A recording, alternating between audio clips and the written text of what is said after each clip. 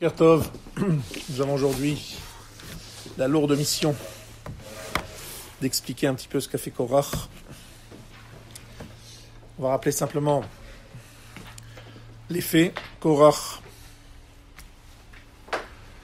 réclame, exige, essaie de comprendre quelle est la place que Aaron a, Moshe, tout est contesté.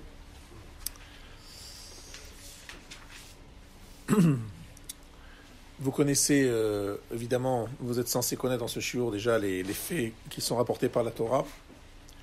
On va directement aller dans les explications, dans les commentaires et dans l'approfondissement.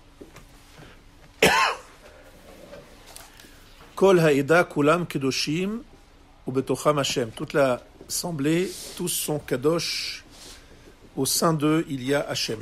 Cette phrase-là, nous allons essayer de la commenter. C'est dans le verset Gimel. Kol ha'eda kulam kedoshim ubetocham Hashem.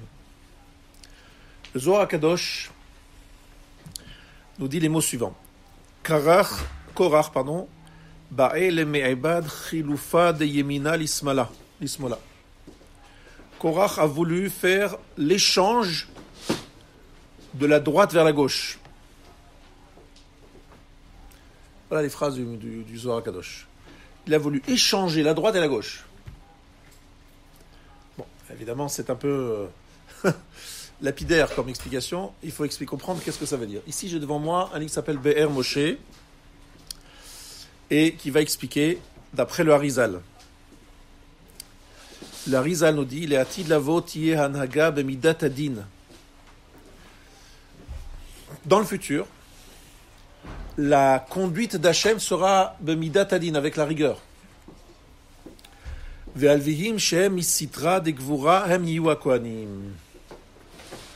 Les Levim qui sont du côté de la Gvura, c'est-à-dire de Din, Gvura, Midgaber, Gvura, ça veut dire toujours Ezeu Gibor, Akovesh et Yitzro. Gvura, c'est celui qui maîtrise, qui domine, qui maîtrise les pulsions. Et lorsqu'on parle du Midat Adin d'Akadosh Baruch Hu, ça veut dire qu'il dit, voilà, j'ai envie, Akadosh Baruch Hu, naturellement, il donne Chesed. Il donne, mais Gvura, ça veut dire qu'il réduit son influence. Il est mitgaber, il prend sur lui de réduire son influence. Prenons un exemple, vous avez un enfant, vous avez envie de lui faire plaisir, de lui dire oui à tout, de le gâter, et vous dites non, il ne faut pas que je fasse ça, il ne faut pas que je fasse ça, je vais abîmer mon enfant, je vais l'abîmer, il faut absolument qu'il apprenne à entendre un non, sinon c'est une catastrophe. Et vous prenez sur vous, alors vous l'aimez, alors que vous avez naturellement envie de lui donner, vous dites non, je ne vais pas lui donner. Ça c'est la notion de Gvura.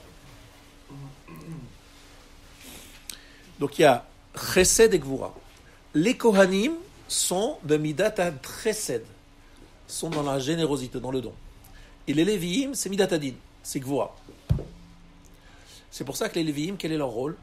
Les Lévi'im, leur rôle, c'est de chanter et de fermer les portes. Chanter la chanson, vous le savez tous, une chanson sans rythme, catastrophe. Les musiciens sont des gens extrêmement vigilants, exigeants en termes de rythmique. Et donc ça demande beaucoup de rigueur.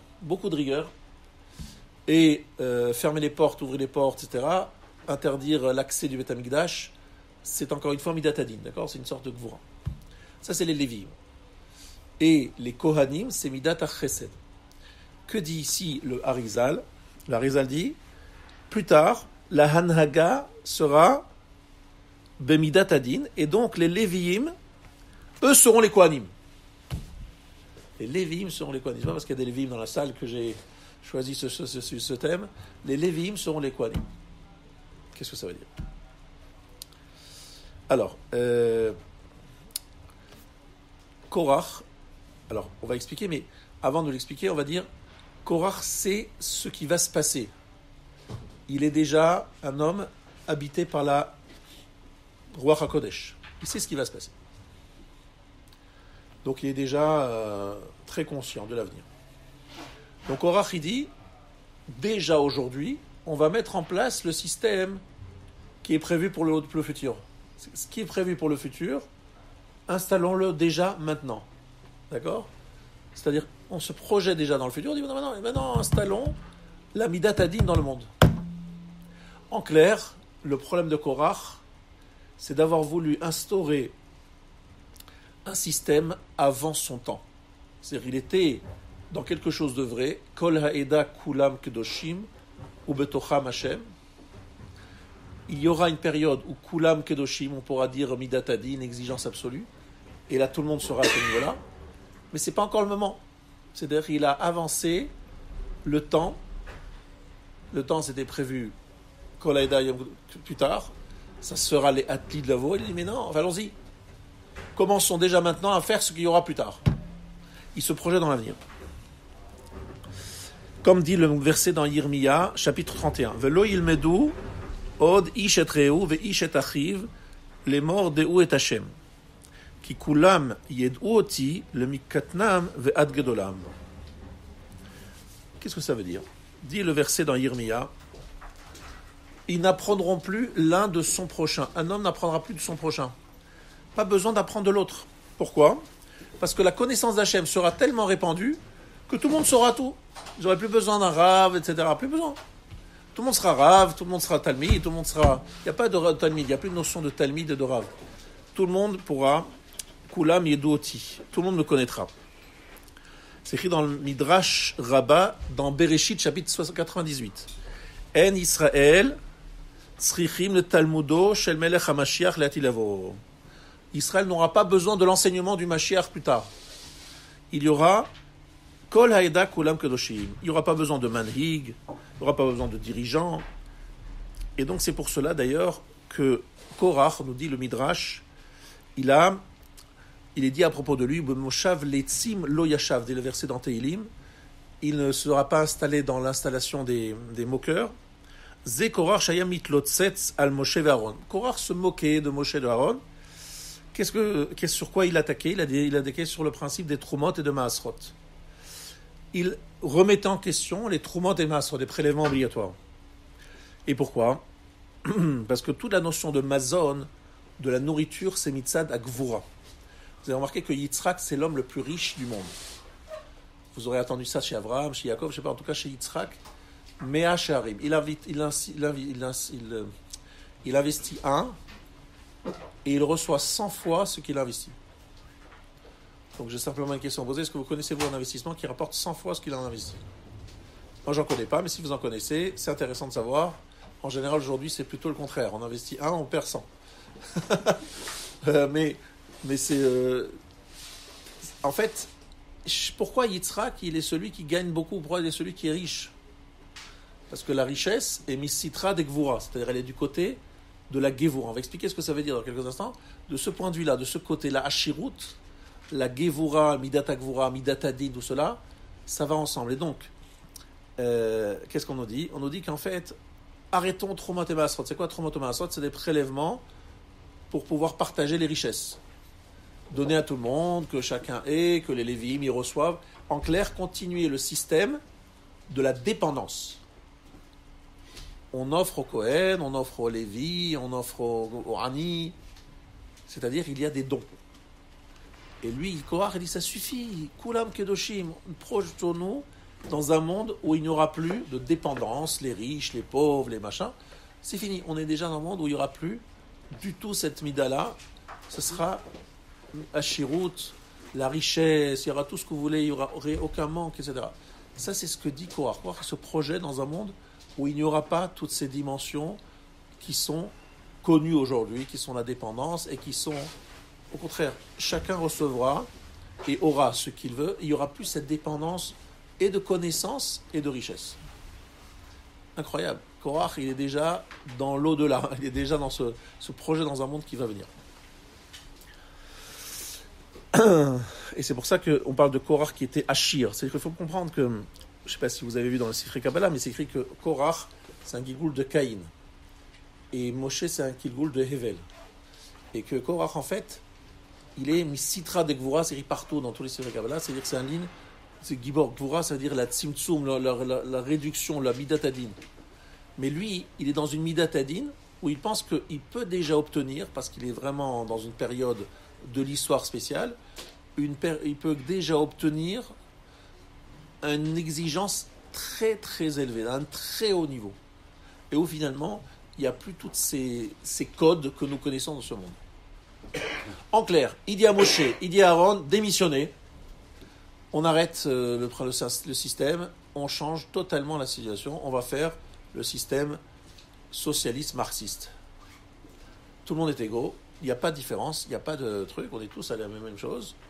On a tous de l'argent, finalement ça s'est terminé parce que personne n'a de l'argent, sauf quelques-uns, mais sur le principe, l'idée au départ, c'est de dire, arrêtons cette lutte des classes, ce changement, on va faire tout alpi midatadin, mais en se projetant, en disant, voilà, on est déjà arrivé dans le monde futur, on est déjà dans cette dimension du monde futur. Alors, je voudrais ici vous donner une explication qui va aller a priori à l'encontre de celle que je vous ai donnée maintenant. D'accord ? Je vais vous demander d'être très vigilant de ce que je vais dire. Très important que vous soyez vigilant de ce que je vais dire. Parce que ce que je vais dire maintenant est un petit peu nouveau. On va dire un peu nouveau, un peu renversant. L'auteur de ce que je vais dire s'appelle Rabbi Yechiel de Ozrov, c'est-à-dire Be'er Moshe, ses ascendants, ses origines. Je ne sais pas si vous avez déjà entendu ça, mais vous restez assis, vous écoutez, vous acceptez, vous acceptez pas, mais en tout cas, je vous préviens, ce qui va venir est un peu particulier et va rejoindre ce que j'ai dit au début. Mais pour l'instant, on va passer à autre chose, d'accord ? Alors écoutez-moi bien. Il y a une Gemara dans Sanhedrin, Daf Kuf Yud Amud Aleph. Ma shmua shama shechashdu be'eshetish. Qu'est-ce qu'il a entendu ? Il a entendu qu'on le soupçonnait d'aller avec une femme mariée. De qui s'agit-il ? Moshe Rabbeinu. On l'a soupçonné de eshetish, c'est-à-dire d'adultère en bon français. Alors, qu'est-ce que ça veut dire qu'on a soupçonné Moshe d'adultère ? C'est une Gemara dans Sanhedrin, page 110. Où c'est, et à propos de quoi cette Gemara dit ça ? Alors peut-être que ça vaut la peine de le voir dans les mots. En Parashat Korach, on va juste sur quelle base la Gemara dit ça, parce que vraiment c'est assez renversant ce que je veux dire, donc il faut vraiment regarder. En Parashat Korach, donc c'est Vaishma Moshe, Vaipol Alpanav. Le verset 4, quatrième verset de la paracha, donc c'est pas compliqué, et c'est 4 mots, 5 mots. Vaishma Moshe, Vaipol Alpanav. Moshe entendit et tomba sur sa face. Voilà ce qui est écrit ici. Alors, qu'est-ce qu'il a entendu ? Qu'est-ce qu'il a entendu qui lui a fait tomber par terre ? Dit la Gemara dans Sanhedrin, Shechashdu me'eshetish. On l'a soupçonné d'une femme mariée, d'adultère. Il y a quelques années, je vous ai déjà expliqué une certaine explication. Et cette année, je vais vous donner une autre explication. L'explication que j'avais donnée les années précédentes, c'était la suivante, c'est que les gens disaient que Moshe, il avait une relation d'intimité avec Akadosh Baruch Hu, qui lui permettait d'influencer les décisions divines. J'explique ce que ça veut dire. Les gens disaient Akadosh Baruch Hu lui-même, il pense autrement. Mais comme il est obligé de passer par Moshe, parce que c'est son représentant, c'est son copain, c'est son associé, Moshe lui souffle à l'oreille, dit Akadosh Baruch Hu, j'aimerais ceci, j'aimerais cela. Akadosh Baruch Hu, j'aimerais bien que tu nommes Aaron mon frère, parce que c'est mon frère, s'il te plaît, Bon, pour te faire plaisir, Moshe. Bon, Akadosh Baruch Hu, tu pourrais pas nommer mon beau-frère, mon cousin, mon neveu, mon machin. Il obtient des postes, ça s'appelle du népotisme, parce qu'il se profite de sa relation très particulière, très privilégiée. Akadosh Baruch Hu, c'est son ami, c'est son proche, son intime, il obtient des choses. Donc, Eshetish, c'est pas qu'on l'a soupçonné d'aller avec une femme mariée, c'est d'être lui-même comme une femme, avec son mari, qui, dans le lit, lui dit à son mari, écoute, ça me fait plaisir que tu pourrais pas. Et qu'avec Hachem, il fait la même chose. Et qu'en fait, ils disent, toutes les décisions de Moshe, d'Akadosh Baruch Hu, Moshe dit, ah, mais c'est Hachem qui a dit ça. Hachem qui a dit ça. C'est pas moi, c'est pas ma décision. Il dit, oui, t'as raison, Hachem il a dit ça, mais pourquoi Hachem dit ça ? Parce que tu lui as fait une pression. Parce que tu l'as imposé, tu l'as dirigé, orienté, poussé, etc. Incroyable jusqu'où va la parole destructrice et divisante. C'est-à-dire, en fait, alors le problème, c'est qu'il y a une Mara qui a l'air de leur donner raison. Parce qu'il y a une Mara qui dit Shloshat Varim Asa Moshe Midato. 3 choses ont été faites par l'initiative de Moshe. C'est écrit comme ça dans la Gemara, explicitement. Il a repoussé Matan Torah d'un jour. Il a détruit les Luchot, cassé les Luchot. Il s'est séparé de sa femme. Et ça a été une décision personnelle. Donc ça, ils le savent, ces gens-là. Et ils disent, de la même façon que ces 3 décisions, c'est lui qui a pris la décision et c'est Hachem qui a après validé. Mais quand même, vous comprenez, hein, Hachem, il a une idée, il pense qu'on va faire le Matan Torah le vendredi, il lui dit ça sera Shabbat. Vous avez compris, c'est quand même pas, c'est pas un détail, c'est pas. Hachem, il dit bon, je garde les louchot, je les prends pas, tu les prends pas s'il te plaît. Moshe les arrache à Kadosh Baruch Hu et il les casse. C'est l'initiative de Moshe. Bon, on peut se dire qu'Hachem n'est peut-être pas tellement d'accord, ça lui fait pas trop plaisir, mais il valide. Donc il dit de la même façon qu'il valide ces 3 choses-là, il a validé plein de choses que Moshe se permet de faire. C'est le fait du prince, c'est abus de pouvoir, etc., etc. Incroyable ce que Korach, il arrive à faire comprendre. Bon, ça c'est les explications des autres années. Explication 2022 maintenant, mais qui n'est pas de moi, évidemment.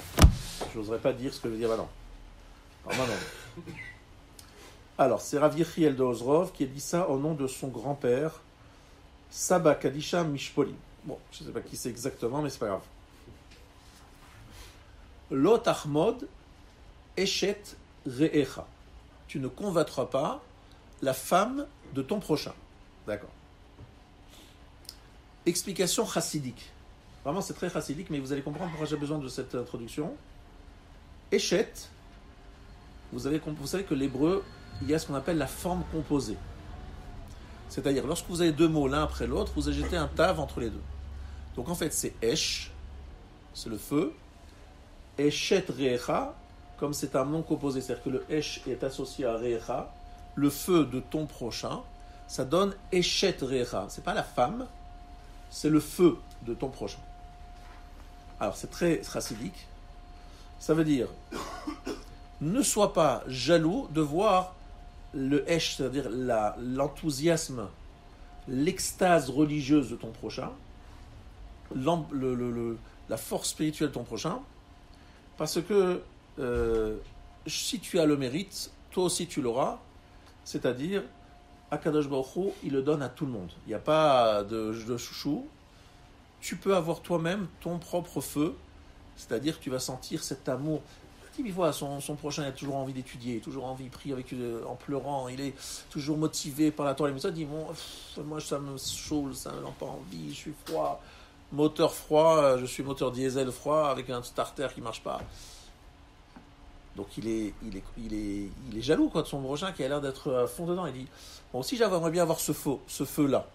L'otachmod Eshet Recha, le feu de ton ami. Vous êtes d'accord, vous avez bien compris.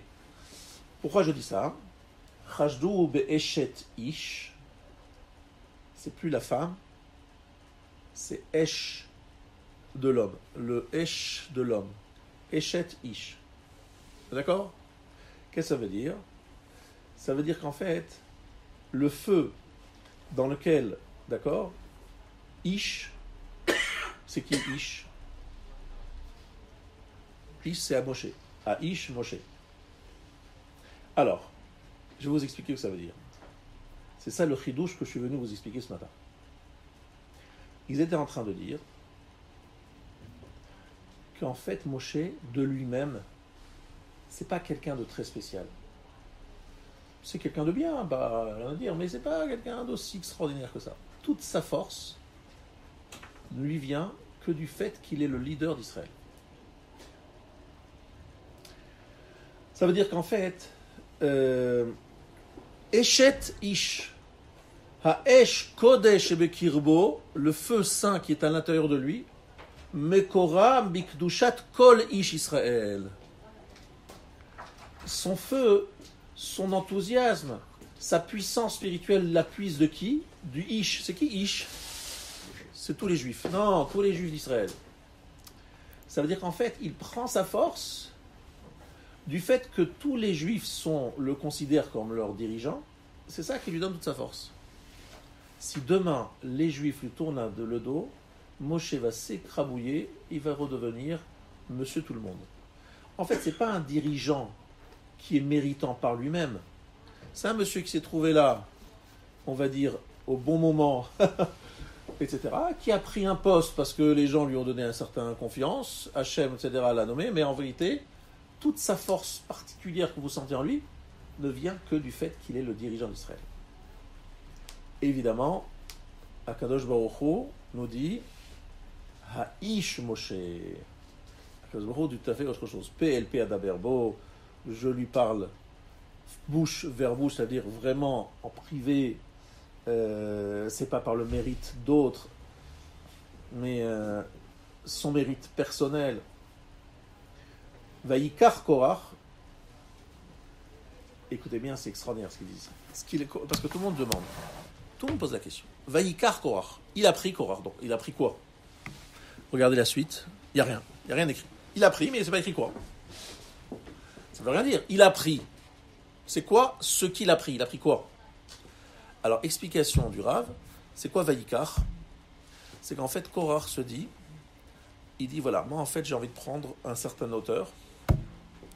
Donc j'ai dit à Moshe, écoute Moshe, c'est très simple, toi et moi, il n'y a pas de grande différence entre nous deux. La seule différence, c'est que c'est toi aujourd'hui le patron. Tu dégages, je prends ta place, je vais devenir moi-même un grand patron. Effectivement, tu as un haut niveau, mais ce haut niveau, tu le prends que du fait que tu es le patron. Donc moi aussi, j'ai envie d'avoir ce haut niveau. Il présente ça sous la forme de quelqu'un qui veut accéder à des hauts niveaux et une aspiration spirituelle élevée. Il veut profiter du fait qu'il va être nommé, c'est ce qu'il espère, chef d'Israël, pour pouvoir être propulsé dans sa dimension spirituelle. Il est vrai que tout n'est pas totalement faux dans le sens où c'est vrai que quelqu'un qui a une responsabilité, qui est reconnu par beaucoup de monde, il prend une certaine dimension obligatoirement parce que les gens ont confiance en lui, les gens le regardent, les gens l'observent, donc même s'il n'a pas très envie, il est obligé d'être à la hauteur, quoi. C'est vrai que ça, c'est un propulseur, ça aide énormément. Mais Korach se dit, mais pourquoi moi j'aurais pas droit à ce niveau-là? Pourquoi moi je prendrais pas... Moshe finalement, il a fait son temps, il a fait son travail, bravo, maintenant il faut passer à autre chose. Il a en plus, pour lui, une prophétie. La prophétie qu'il connaît, c'est Moshe Met Veyoshua Marnis. C'est-à-dire qu'il a entendu parler d'un projet qui est celui que Moshe ne rentrera pas en Eretz Israël et que c'est Yoshua qui va prendre sa suite. Donc en fait, Korach se dit, au lieu d'attendre que Yoshua soit nommé, je vais me placer. Parce que Yoshua, c'est vrai, bon d'accord, c'est un élève fidèle, mais moi je suis la famille. Donc pourquoi est-ce que je ne prendrai pas moi aussi la porte? Et en plus, il est conforté par le fait qu'il va être l'ancêtre de Shmuel.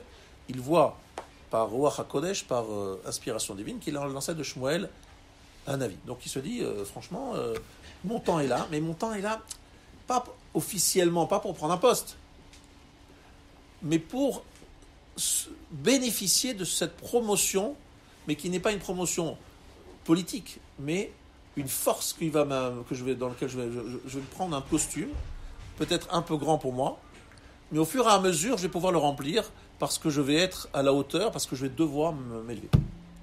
Comme quelqu'un qui se force à être un homme de responsabilité, même si au départ il se dit mais bon, je suis pas spécialement particulier, mais une fois que j'aurai cette responsabilité, je trouverai les forces, ça me motivera, etc. Vous comprenez, c'est un peu ça le principe, le projet de quoi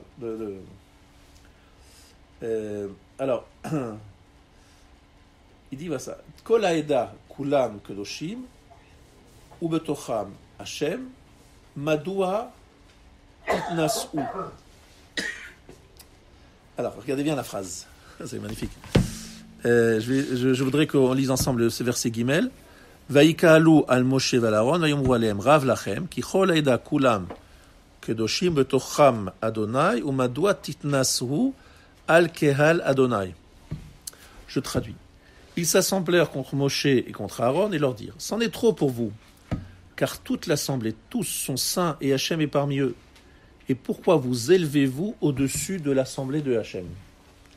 Alors ici, il y a un petit secret qui est rentré. Madoua titnaseu.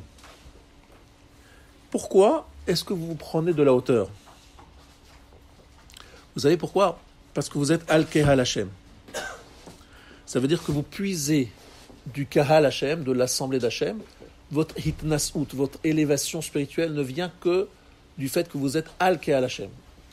C'est pas parce que vous-même vous êtes des gens bien. C'est parce que vous êtes au-dessus du Kahal Hashem. Et vous puisez dans le Kahal Hashem tout cela. Alors regardez bien jusqu'où ça va. Ça va très loin et moi ça m'a beaucoup inspiré parce que vous allez voir la suite. Regardez la suite. La Gemara dans Brachot Daf Lamed Bet, lorsque Moshe Rabbeinu est avec Akadosh Baruch Hu en train de recevoir les premières louchot, Akadosh Baruch Hu dit à Moshe, Lech red, va et descends. Disent nos Chachamim dans Brachot, red migdoulatra. Ça y est, t'es plus Moshe. Pourquoi t'es plus Moshe? Parce que regarde derrière toi, les gens t'ont lâché. En bas, ils t'ont laissé tomber. Tu es plus Moshe. Tu étais Moshe tant que tu représentais le clan Israël. Mais regarde, ils sont en train de faire le veau d'or. Red Migdoulatra, tu n'as plus de légitimité à être ici. Tu étais là encore, t'étais là à quel titre? Ils t'ont laissé tomber. Vous savez, souvent, à une période, il n'y a pas si longtemps, les chefs d'État africains, ils décollaient de leur capitale et ils arrivaient dans une nouvelle capitale. Et au moment de l'atterrissage, ils ne voyaient personne. C'est bizarre, où c'est le tapis rouge, où est le président de la République qui m'accueille, où c'est la fanfare, où c'est le truc. C'est qu'entre-temps, le temps qu'il était parti dans les airs, il y a eu un coup d'État, il y en avait beaucoup des coups d'État comme ça, très violents. Il n'était plus rien, il ne représentait plus que lui-même. Donc il arrivait, plus personne venait l'accueillir, parce qu'il ne représentait rien du tout que lui-même. Donc l'Ech Red Migdoulatra, descends, t'as plus aucune légitimité. Vous savez qu'il y a écrit dans la Gemara, dans Shabbat Daf Pechet, que suite à la faute du veau d'or, les kétarim, les couronnes, ont été ôtées au peuple juif. Le peuple juif avait les deux couronnes lorsqu'ils ont dit Naaseh Venishma. C'est Moshe qui les a pris tous, il les a tous raflés. D'accord? Alors, et vous savez, c'est de là que vient la lumière sur le visage de Moshe. Moshe, il a un visage plein de lumière parce qu'il a raflé, il a récupéré toutes les couronnes. Donc il y a deux lectures dans ce midrash. Soit vous dites qu'il les a pris, soit vous dites qu'il les a reçus en cadeau. Alors nous on sait que la vérité, c'est que c'est les Juifs. C'est pas qu'il les a raflés, c'est que tout simplement eux, les Juifs, l'ont perdu le droit à avoir ces couronnes. Qu'est-ce qu'il a fait à Kadosh Baruch Hu? Il les a offerts à Moshe. Il les a offerts à Moshe parce que Moshe était méritant.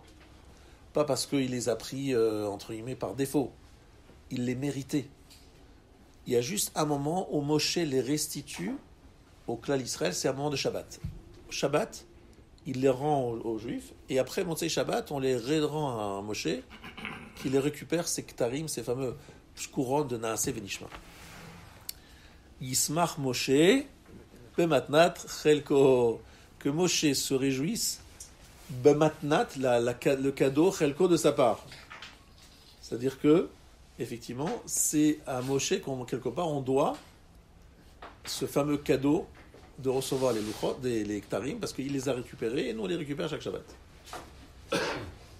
Alors, on trouve dans Sanhedrin, toujours Daf Kufio, on continue la Gemara, Melamed, Shekol Echad Echad Kine et Tishto mi Moshe. Littéralement, on apprend que chacun était jaloux de sa femme de Moshe. En traduction, on va dire comme ça, on dirait la suivante, c'est qu'en fait, les gens disaient, les femmes, elles prenaient la défense de Moshe. Donc chaque mari était jaloux parce qu'il se disait, mais non, Moshe, il a tapé l'œil à l'œil de notre femme. Donc elle est attirée par Moshe, et quelque part, on est jaloux que Moshe, il ait les faveurs de notre épouse, et nous moins. Vous voyez ce que je veux dire? Parce que chaque fois, les femmes disaient, mais non, mais arrête de parler comme ça. Souvent, d'ailleurs, c'est le cas, d'ailleurs, encore aujourd'hui, les femmes prennent la défense du rave, etc. Et le mari, il attaque, il est là, en train de se lâcher. Alors, les gens, ils se disent, mais pourquoi les femmes sont toujours en train de défendre Moshe? Donc, elles se disaient, les maris, ben, c'est comme Moshe, il tapait à l'œil, c'est comme les femmes, etc. C'est a priori ce qui sort de la Gemara dans Sanhedrin. En fait, c'est écrit Moshe yikach et Ohel. Moshe a pris la tente. Vous savez que Ohel, c'est un mot proche d'un mot qui s'appelle Behilo Nero. Behilo, ça veut dire le Ohel, ça veut dire aussi une sorte d'aura, une aura. C'est-à-dire qu'il a pris l'aura du peuple d'Israël en prenant les couronnes Naaseh Venishma, il les a pris avec lui. C'est ce qu'on appelle Kirun Or Panav. Le fait que... Alors, en fait, les hommes disaient que eux, ils ont donné les Ktarim à Moshe, que Moshe, il a tout ce qu'il a, c'est par leur mérite. Eux, ils ont droit aux Ktarim, aux couronnes, et Moshe, il les a récupérés. Mais c'est eux qui sont à l'origine de ces couronnes. Mais Moshe, par lui-même, il n'a pas le srout à ces couronnes. Ces couronnes, il les a parce que, quelque part, le clan Israël les a donnés à Moshe. Et en fait, non, Moshe, il a un mérite personnel. Mais vous comprenez qu'on puisse, entre guillemets, contester, se dire, mais finalement, Moshe, s'il n'était pas là, si on n'était pas notre dirigeant, si on ne lui avait pas donné les couronnes, il serait quoi Moshe aujourd'hui? Quelle est la valeur intrinsèque de Moshe sans être le dirigeant d'Israël? Quelle est sa valeur intrinsèque? C'est d'avoir été choisi par Hachem, mais peut-être parce que être un bon dirigeant, un bon leader. Mais finalement, si tu n'es plus un leader, tu es zéro. Ou bien non, tu es une personnalité sans être un leader, et simplement, Hachem, il t'a dit, en plus d'être cette personnalité, tu vas être aussi le leader. En tout cas, le débat est ouvert. Eux disent, en tout cas ce que Korach veut faire passer à tout le clan Israël, nous donnons à Moshe sa légitimité. Sa force vient de notre confiance. Le jour où on va lui enlever notre confiance, il n'aura plus rien. Akadosh Baruch Hu, évidemment, n'est pas d'accord. Il dit non, Moshe, c'est un monsieur très bien, c'est un monsieur très bien, même s'il n'est pas votre leader, c'est quelqu'un de très bien. On voit quelque chose de très intéressant dans Devarim, dans le premier verset de Devarim. On dit là-bas, d'une façon allusive, des tochachot, des allusions à des réprimandes que fait Moshe au peuple juif. Et là-bas, il dit Chatserot et Dizahav. Le premier passouk de Devarim, le livre de Devarim. Chatserot et Dizahav. Chatserot, c'est quoi? Chatserot, c'est un lieu où il y a eu la dispute de Korach. Et Dizahav, ça veut dire il y a assez d'or. Et Dizahav est une allusion au veau d'or, parce que Moshe dit à Kadosh Baruch Hu, tu as trop donné d'or aux Juifs. Lorsque tu leur donnes trop d'or, ils font de la vodazara. Le fait d'avoir enrichi les Juifs d'une façon brutale et disproportionnée, ça leur a fait perdre la tête, et ils ont fait pour cela la vodazara. C'est intéressant parce que jusqu'à aujourd'hui, on se rend compte que lorsque quelqu'un devient très riche, cet homme est en danger. Quelqu'un devient très riche de façon brutale, il gagne au loto, ou il fait une affaire incroyable, une start-up, vous avez une start-up qui décolle une licorne, on appelle ça aujourd'hui, qui décolle en quelques instants, c'est un homme en danger, parce que cette richesse brutale qui lui donne une puissance, etc., lui fait perdre la tête. Donc ce que dit Moshe, c'est que le veau d'or est une conséquence de l'enrichissement brutal des Juifs. Il appelle ça Dizahav, Daizahav, il y a assez d'or, quoi, ça, trop d'or. La question que pose ici le Rav, c'est pourquoi avoir d'abord parlé de Chatserot avant d'avoir parlé de Dizahav. C'est l'ordre inverse. La discussion avec Korach s'est faite après le veau d'or. D'abord il y a eu le veau d'or et ensuite la discussion avec Korach. Mais ce n'est pas l'inverse. Alors pourquoi dans cet ordre? En fait, le veau d'or a démontré combien leur faute n'était pas liée et sa grandeur n'était pas liée au clan Israël. Le veau d'or a été une preuve du fait que cet argument de Chatserot n'avait aucun sens.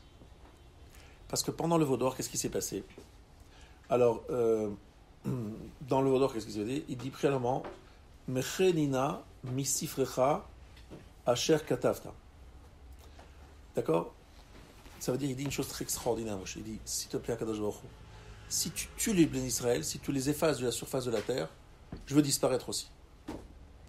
C'est-à-dire, en fait, il dit clairement qu'il a une telle amour pour le peuple juif, c'est pas un profiteur. Vous avez compris ce que je veux dire? Le problème, c'est qu'ils disent que c'est un profiteur. Il est dans un poste très particulier et il profite de sa situation, mais en fait, c'est pas un type bien. Or, on voit qu'au moment où Akadosh Baruch Hu lui propose une proposition incroyable, il lui dit à partir de maintenant, je vais tous les effacer, tu seras le chef et le père, le Rav et le père de tout le peuple juif qui va venir. Et là, à ce moment-là, il dit quoi à Moshe? Il dit non, je refuse cette proposition. Si tu veux effacer les Bnei Israël que tu as en face de toi, là maintenant, aujourd'hui, efface-moi moi aussi. Ça veut dire que Moshe est un vrai dirigeant qui n'est pas en train de profiter d'une situation où il peut prendre un pouvoir, etc. C'est un personnage qui est un homme d'une valeur sûre, qui ne dépend pas du peuple. Parce qu'on lui propose bien mieux. Vous avez compris ce que c'est cette proposition? On en a parlé la semaine dernière. C'est effacer le mérite d'Abraham, Yitzhak et Yaakov et de tout recommencer avec Moshe. C'est magnifique. Non? Magnifique. Moshe, tu vas être le chef de file. Non, non, si c'est pour ça, je préfère m'effacer. Non, non. Donc, il bat en brèche tout l'argumentaire de ces gens-là qui disent qu'ils profitent d'une situation où il a été choisi par Hachem, c'est vrai, mais finalement, il profite de cette situation pour avoir une certaine hauteur. Mais elle n'est pas une révélateur de ce qu'il est vraiment lui-même. Alors, là-dessus, la Torah dit Asher Yifrar Hashem, Vaya Ish Asher Yifrar Hashem, Hu Akadosh. Ça veut dire qu'en fait, c'est pas la poste, c'est pas la fonction qui ont fait l'homme Moshe, c'est une valeur intrinsèque. La preuve, c'est celui que choisira Hachem qui est le Kadosh. Ça veut dire, faites l'essai, prenez chacun un encensoir, allez-y, apportez le sacrifice, apportez l'électorette, faites ce... Et on va voir, celui que choisira Hachem, ou Akadosh. C'est le choix d'Hachem. C'est pas le choix d'un peuple, c'est pas le peuple qui accepte d'être soumis à un melech qui fait de ce melech quelqu'un. C'est Asher Yifrar Hashem ou Akadosh. Vous savez qu'aujourd'hui, dans le monde chassidique, il y a un héritage qui se fait. Lorsque le rabbi meurt, c'est son fils qui prend la suite. Maintenant, des fois, le fils, il est des fois très jeune. Il n'a pas la dimension, il est jeune, etc. Et il continue la tradition du Rebbe. Tu vois, le Rebbe, il donne la règle à son fils. Et ce que disent les Chassidim, justement, c'est ça, c'est que la fonction donne à celui qui la remplit une force incroyable. C'est vrai que le fait d'être responsable de tant de juifs donne une siyata d'Ishmaïané d'Hachem. Mais on aurait pu croire que Moshe, il n'est que ça. Vous voyez ce que je veux dire? Il n'est que ça. Est-ce que Moshe, c'est le résultat de cela ou pas? Alors regardez bien ce que je suis en train de vous expliquer depuis tout à l'heure. J'ai commencé le shiur en vous expliquant que Korach était un homme pressé. Il se projetait dans un monde où effectivement, Kol Ha'eda Kulam Kedoshim, où tout le monde a accès à une connaissance très forte d'Hachem. Tout le monde est très puissant, on n'a pas besoin les uns des autres, tout le monde est riche, chacham, etc. Une dimension très particulière de la fin des temps. Et Korach se dit, mais ça y est, on est déjà prêt à cela. Donc déjà, première proposition, c'est de se débarrasser de cette hiérarchie pour laisser au peuple le droit de s'exprimer, de montrer que finalement on y est déjà, ou en tout cas de se projeter rapidement dans cette nouvelle dimension qui est celle prévue pour la fin des temps. Et il appelle ça Midat HaGevura. Et en même temps, Korach il dit, et vous savez, Moshe, il n'est pas si différent de nous. Moshe, il n'est pas si grand que cela. Il est le résultat de notre confiance. Il n'est pas véritablement un être exceptionnel. D'accord? Ces deux choses-là, ces deux facettes, sont deux facettes d'une même pièce. En fait, Korach, il a un problème personnel. Et lorsqu'il a un problème personnel, quelqu'un a un problème personnel, il cherche toutes les pilpoulim, les drachot, tous les arguments pour cachériser ses ambitions et ses velléités personnelles. Vous savez très bien comment ça se passe. Les gens, des fois, comme il est très intelligent, Korach, il trouve des trucs incroyables et très puissants. Et il est convaincant. Donc il dit, vous savez, en vérité, Moshe, il est ceci. On est déjà arrivé à une époque, cela. Il commence à sortir des shiurim, des chidushim incroyables. Et lui, je me demande même s'il n'est pas convaincu lui-même de ce qu'il dit. Mais en vérité, à l'origine de tout cela, il y a tout simplement un problème de jalousie. Pourquoi on a nommé celui-là et pas moi? Pourquoi je suis en deuxième position et pas en première? Bon, des questions personnelles. Et à cause de ça, il y a toutes des théories. Alors il y a pour cela un mot qui résume tout cela. Ksil, l'imbécile. L'imbécile dans quel sens? Kaved, sechel, lev. Kaved, ça veut dire le foie. Sechel, c'est l'intellect. Et lev, c'est le corps, le cœur. Qu'est-ce que ça veut dire? Ça veut dire qu'en fait, il y a Meler, Moach, Lev, Kaved, et Yaksil, Kaved, Sechel, Lev. Je vous explique ce que ça veut dire. Le Kaved, le foie, c'est là où il y a du sang, il y a beaucoup de sang. Vous savez, les gens qui réagissent avec beaucoup d'impulsivité, d'impulsivité. Ces gens-là, c'est Kaved, ils sont là, ils font quelque chose parce que voilà, il y a quelque chose qui les mange, qui leur fait mal, hop, ils réagissent. Maintenant, une fois qu'ils ont réagi, ils sont embêtés parce qu'ils ont fait une bêtise. Ils ne veulent pas rester avec l'image qu'ils ont fait une bêtise et qu'ils sont mal fait. Donc, qu'est-ce qu'ils font? Sechel. Ils essaient de trouver un pile-poule, une explication, une justification à ce qu'ils ont fait. Et après, Lev, ils se convainquent qu'ils ont bien fait finalement. C'est comme ça qu'il fallait faire. Ça, on appelle le Ksil. Le Melech, le roi, Moach, d'abord il réfléchit. Lev, après il se ressent. Et après il agit. L'inverse du Ksil, de l'imbécile. Korach, c'est quelqu'un qui a d'abord subi une certaine souffrance. Il a fallu qu'il justifie cela. Comme il est très intelligent, on trouve des sfarim qui expliquent ce qu'il a voulu dire, ce qu'il a pensé, ce qu'il a justifié. Et finalement, à la fin, tout ça s'est terminé dans la catastrophe. Mais n'oublions pas le schéma. Le schéma, il est un problème de midot qui est à l'origine d'une théorie qui n'aurait jamais existé s'il n'y avait pas eu ce problème de midot, ces problèmes de jalousie, de problèmes de kavod. Il n'y aurait jamais eu ce pile-poule, etc. Mais n'empêche que la Torah, elle a fait de ça une paracha. Elle a fait de ça un miracle incroyable avec la terre qui s'ouvre pour nous dire quelque chose de très important. La Torah, c'est un livre de grande pédagogie. Et vous savez quoi? Celui qui voit, et avec des vrais yeux, il voit que ce sujet-là, il est tous les jours sur la table, dans tous les domaines et partout. Le Ksil et le Meler. Meler, c'est quelqu'un qui domine ses instincts, qui d'abord réfléchit avant de faire quoi que ce soit, qui réfléchit et qui essaie d'intégrer, de bien ressentir ce qu'il va faire et après de faire. Et le Ksil, c'est tellement fréquent des gens qui réagissent comme ça, à chaud, et qui se laissent aller, et qui après sont obligés de se justifier, etc. C'est ça. Alors Korach, c'est se projeter vers l'avenir, c'est Midat HaGvura, c'est... Tout ça, c'est vrai. Vous savez, sans doute, on est loin de comprendre la puissance de son raisonnement. Le raisonnement était incroyable, peut-être même des fois assez convaincant.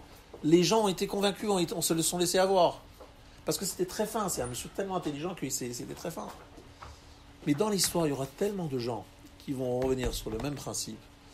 Non, vous comprenez, le rabbin, c'est pas que j'ai quelque chose contre lui, c'est parce que, vous savez, je pense que vraiment il y a un problème. Vous savez, monsieur, mais tout ça, ça vient de quoi? Parce que le rabbin, il a dit une phrase qui l'a déplu, il n'a pas souri, il lui en veut, etc. Donc il a trouvé une raison, etc.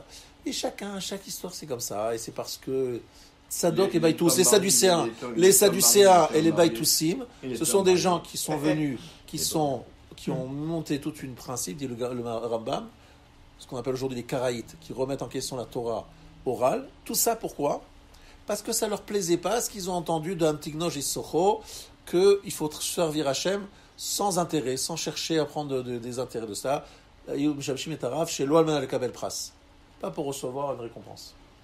Ça veut dire qu'en fait, il faut comprendre que ils ont eu un problème. Ils disent, ah non, mais c'est quoi? On n'est pas d'accord, ça ne nous plaît pas. Ça, quelque chose les a dérangés. Et ils ont commencé à créer un nouveau groupe et un nouveau principe. Donc, Rabotai, soyons vigilants. C'est en fait ça le grand enseignement de Parashat Korach. C'est de se dire, est-ce que vraiment ce que je dis, ce que je défends, c'est Altarat HaKodesh, ou bien ça vient de mes néguiotes? Et pour le savoir, vous savez comment on le fait, commencer pour savoir si ça? On demande à 5 dolés Israël. Si vous avez besoin de peur d'un, ça ne suffit pas. Prenez 5 et vous leur dites, est-ce que c'est une bonne argument ce que je dis ou bien ça vient d'ailleurs? Et en général, vous entendrez que ça vient d'ailleurs, parce qu'ils vous expliqueront pourquoi ça vient et d'où ça vient. Shabbat shalom à tous.